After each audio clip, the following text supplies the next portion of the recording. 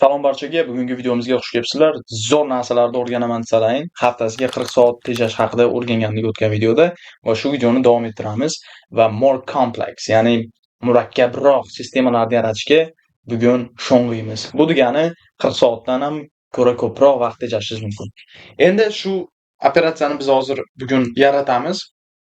Vaqtlaring bo'lsa videoni oxirigacha ko'rib, iloji bo'lsa kompyuterlarni ochib, man qiladigan ishlarda menga ergashib qiladigan bo'lsalaring, sizlar administrator bo'lishlaring mumkin, qanaqadir maktabda egasi bo'lishlaring mumkin. Bu sizlarga tonnalab vaqt ajratishiga men garantiya beraman.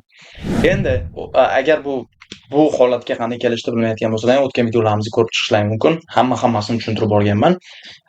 Va videoni boshlashimizdan oldin men sizlarga hozir bu qanaqa davom etishini ko'rsatmoqchiman. Aytaylik, sizda maktab bor. Maktabingizni Instagrami bor. Instagramida forum bor yoki bo'lmasa veb-saytingiz bo'lishi mumkin. Veb-saytda forum bor.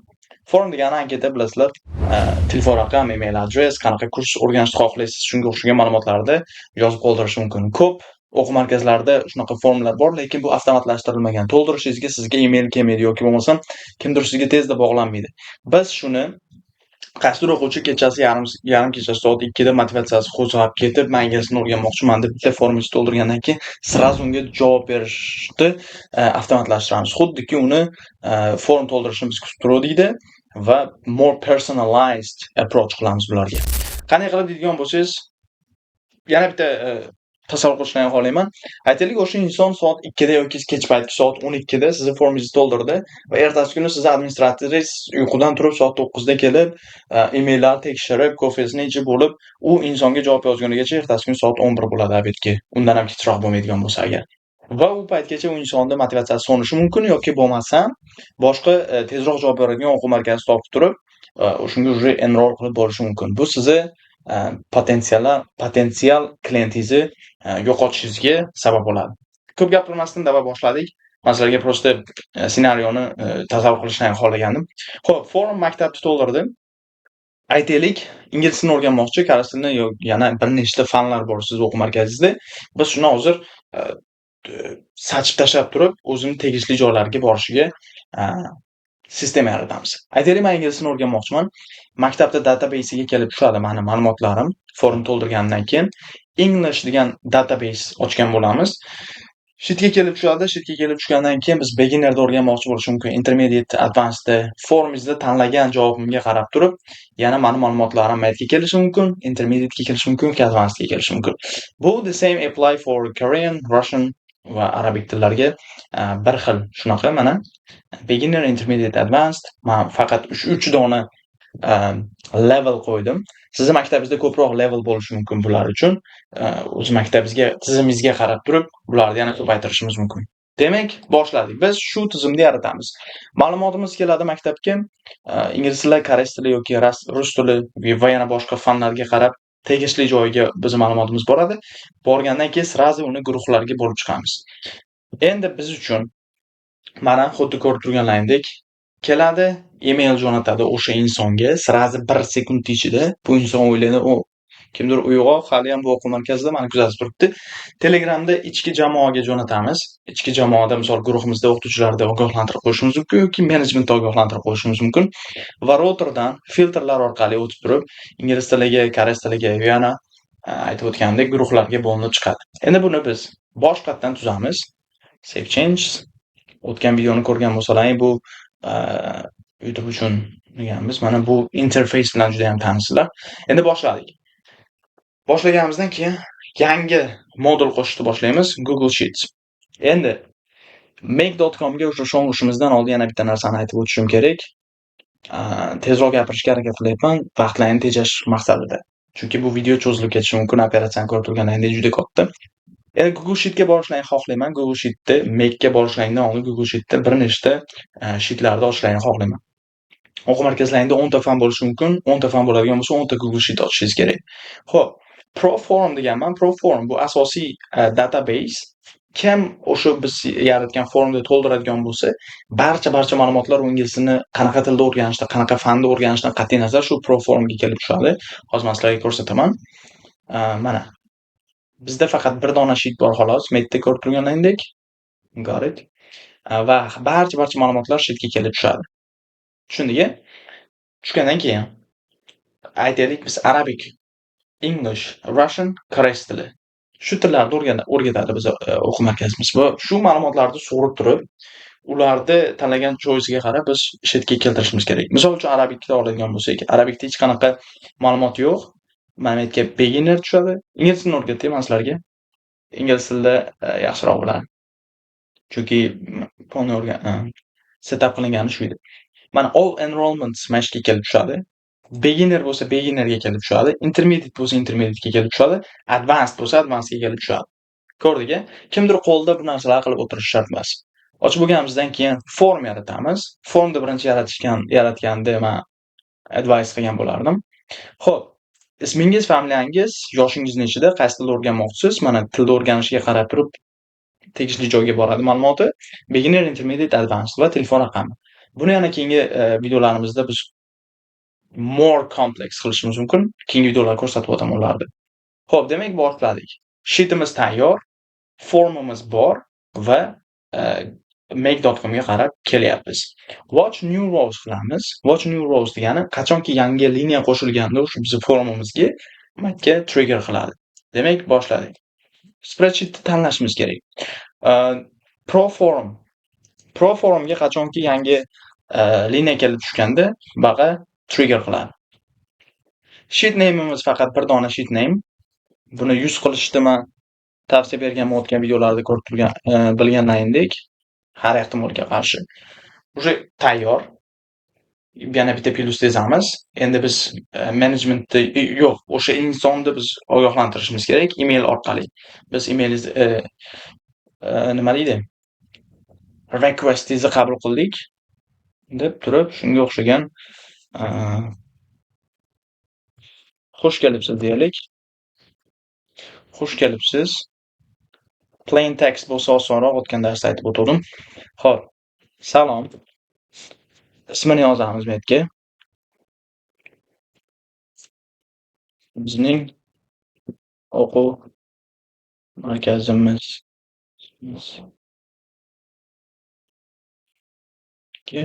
xush kelibsiz. Siz tanlagan kurs, misol uchun kurs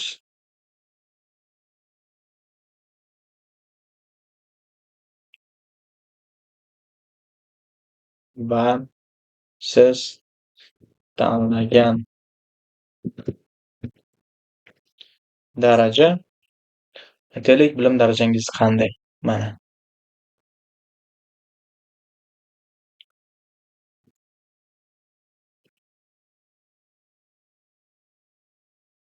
Bizning ekspertlarimizdan biri bizga tez orada bog'lanadi. Bu hurmat bilan markazi. Xo'p, endi Telegram bot ichki jamoamizga jo'natishimiz uchun yangi o'quvchi keldi bizga deb jo'natishimiz uchun eslangda bo'lsa biz yangi Telegram ochdik. Mana men uchun test deganimiz. Batga bot o'sha ma'lumotni jo'nata olishi kerak. Chat ID'ni o'rgatdim o'tgan safar qanday qilishdi. O'chirib tashlab turib ketdi kuchukcha. Text yangi form to'ldirildi.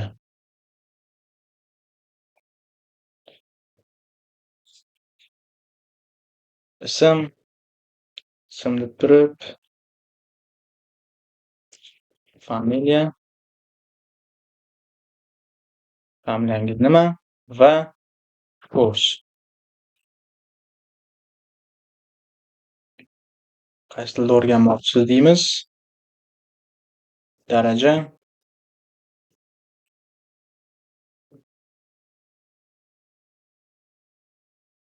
til raqam. Endi bu administratorni ogohlantirish uchun bu narsalar. Telefon raqami bor, o'sha sразу administrator telefon qilishi mumkin. Google Sheet'ni ochib borib, qayerda ekan u ma'lumotni ko'rib o'tirguncha. Endi yana qanaqadir o'qituvchi bo'lishi mumkin, koreys tili, ingliz tili o'qituvchi mana shu guruhni ichida bo'ladigan bo'lsa, u yangi o'quvchi kelibdi. Balkim bu o'quvchi menga assign bo'lar kelajakda deb o'zini tayyorlaydi yoki bo'lmasam motivatsiya bo'ladi. Demak, ko'rib turibmiz, hozir emailimiz Google Telegramimiz tayyor. Email klient uchun, Telegram ichki ma'lumotlarimiz uchun. Endi biz kechirasizlar, men yerga router qo'shishimiz kerak. Endi biz router qo'shamiz. Router qo'shganimizdan keyin baqa aytaylik ingliz tilini o'tkazmoqchimiz. Other row deganini tanlaymiz. Tanlaganimizdan keyin baqa ingliz tili.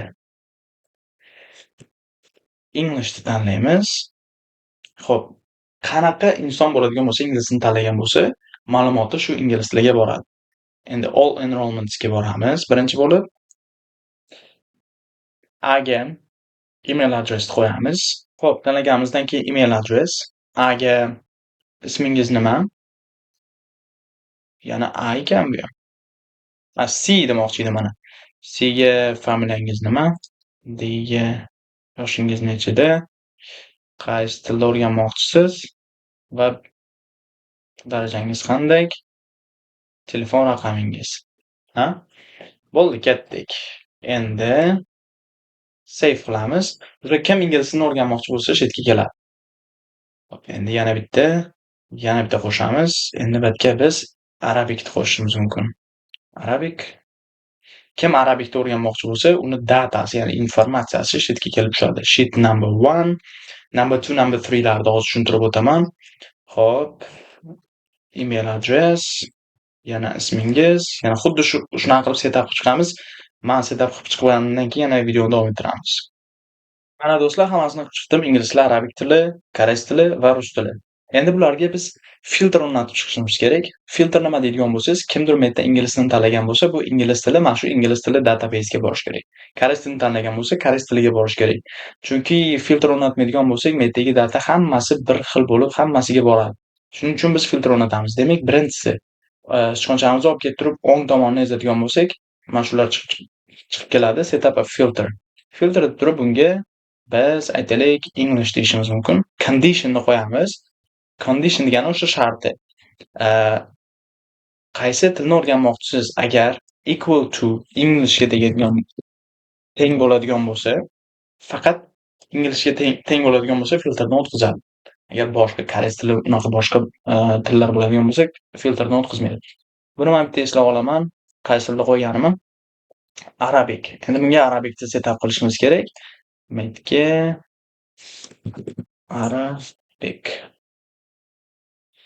Arabic. Yana metga kelamiz. Qaysi tilda o'rganmoqchisiz?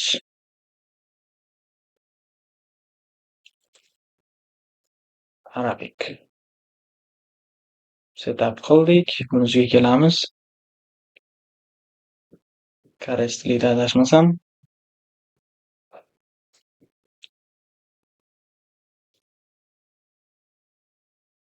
Korean condition.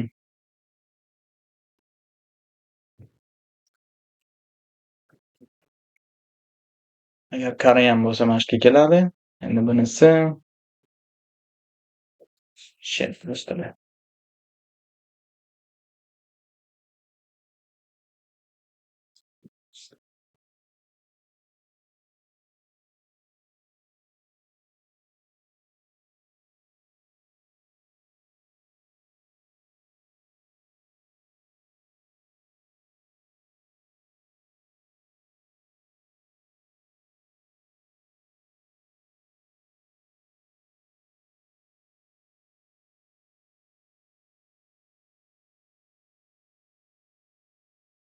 Setup qilib oldim bolalar, ko'rib turganlaringdek. Endi kim qaysi guruhga o'tmoqchi bo'lsa, o'sha guruh men yerda nimadir turibdi.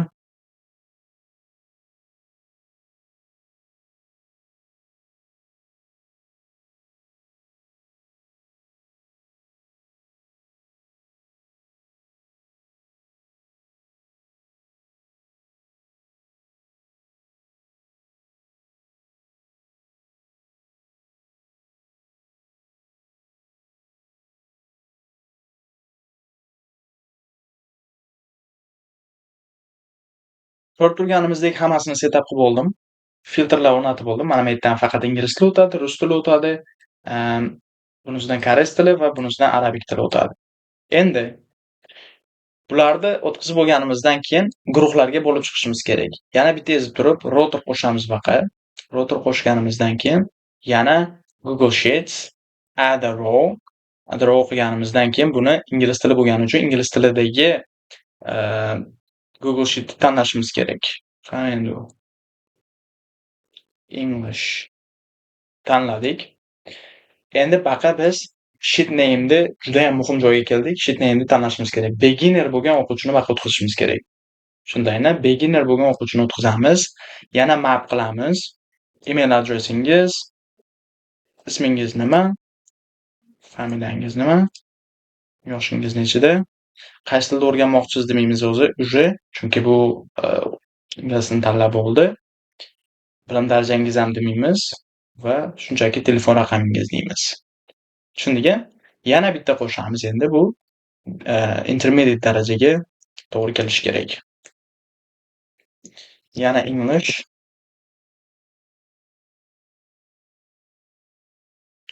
Endi intermediate tanlaymiz.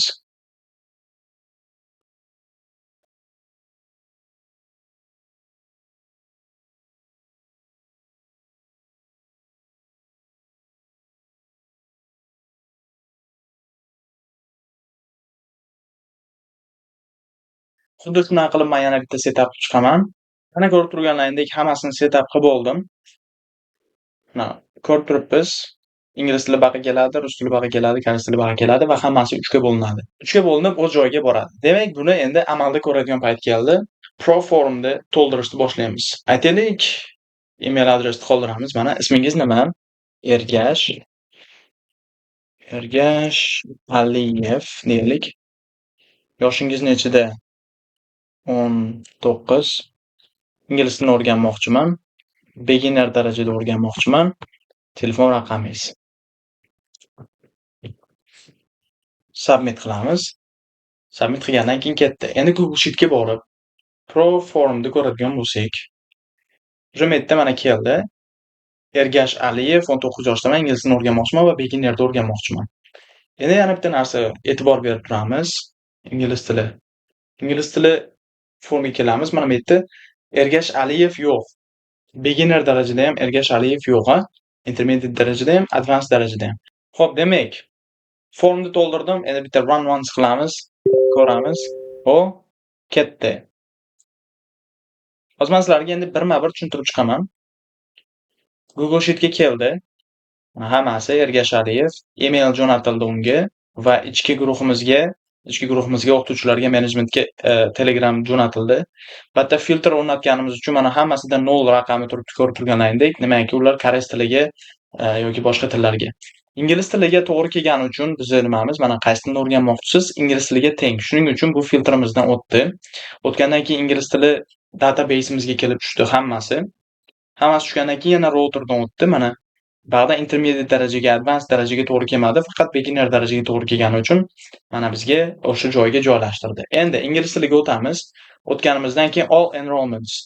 Ergash Aliyev 19 yoshda beginner darajasida o'rganmoqchi. Beginnerga keladigan bo'lsak, mana Ergash Aliyev 19 yoshda va telefon raqami. Bizda qaysi tilda o'rganmoqchisiz, unaqa degan narsalar umuman kerak emas endi. Endi men uchun tezligan guruh ochuvdim, o'tkazib bilgan bo'lsalar, mana salom, bizga yaqin yangi o'quvchi keldi. Bunisi noto'g'ri ekan. Hozir test qilayotgandim. Salom, bizga yangi o'quvchi keldi. Ismi Ergashev, familiyasi Aliyev. Course English. Endi buni yana modify qilsak bo'ladi, chiroyliroq qilsak bo'ladi. Darajasi beginner, telefon raqami mana shu. Endi buni administrator sirazi ko'radi. Telegramni messajini ko'rishdan osonroq ish yo'q menimcha. Emailga taqqoslaganda Telegramni tezroq ko'rishingiz mumkin. Yoki bo'lmasa Google Sheet'ga kelib ko'rib ochishingiz uchun Telegramda sirazi ko'rib qolishingiz mumkin. Xullas, administrator unga telefon qiladi. Sirazi qachon vaqtingiz bor deydi. Короче, endi yag'ini nima so'rashi o'ziga bog'liq. Ko'rib turganlaringdek yuzlagan soatlarni tejaydi. Men garantiya beraman, agar qanaqadir administrator yoki qanaqadir schoolda egasi bo'ladigan bo'lsangiz, bu videoni ko'rib, o'zingiz tatbiq qilishingiz mumkin email adreslaringizga. Agar o'zim olalayman, Men qo'limdan kelmaydi bu ish deydigan bo'lsalar ham bizning agentligimiz bor. Why Automate nimaga avtomatlashtir degan veb saytini pastda qoldiraman, kirib ko'rishingiz mumkin. Shunga o'xshagan biz servislarni biz taklif qilamiz va maktablarda, choyxonalarda umuman tasavvur qilishingiz mumkin bo'lgan barcha bizneslarni biz avtomatlashtiramiz. Bu xamir uchidan patir xolos 100 dan biri va biz bundan ham kompleks narsalarda yaratishimiz mumkin. Keyingi videolarni ko'rib tursalaring, biz albatta ularni ko'rsatib boramiz. Keyingi videolarda ko'rishguncha xayr, foydali bo'ldi deb o'ylayman. Do'stlaringiz bilan ulashishni ham unutmang bu videoni. Balkim u shunga o'xshagan operatsiyalarni o'rganmoqchidir. Xayr, salomat bo'linglar.